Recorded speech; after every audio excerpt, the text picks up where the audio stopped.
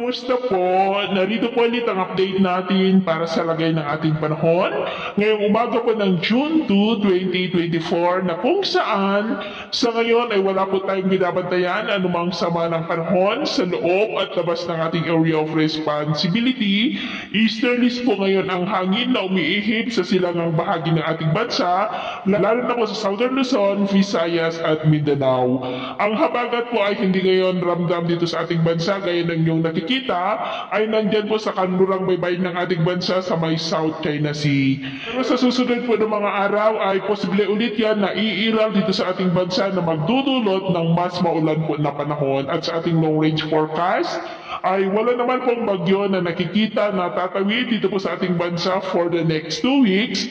Pero posible po ang isa hanggang 2 bagyo na maaaring mabuo o kaya po ipapasok sa ating area of responsibility ngayong buwan po ng Hunyo. At sa lagay ng ating panahon, ngayong madaling araw ay maayos ang panahon sa malaking bahagi ng ating bansa pero may chance pa rin ng mga isolated rains sa ilang bahagi ng Pangasinan, Mindoro provinces, ilang bahagi ng Mimaropa, Southern Quezon, Bicol, ilang bahagi ng Capiz, Cadiz, Bogo, Toledo, ilang bahagi ng Bohol, Sulu Archipelago at Zamboanga.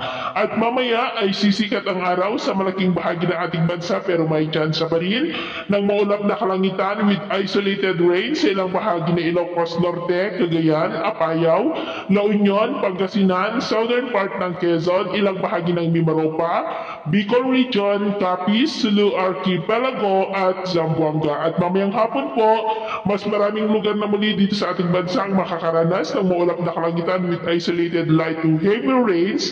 Kaya kung lalabas po tayo sa ating mga tahanan, ay ugaliin po natin lagi ang magdala ng kahit anong palangga natin sa init ng araw at proteksyon na rin po sa mga biglaang buhos ng ulan. At sa ating naman pong mga baybayin,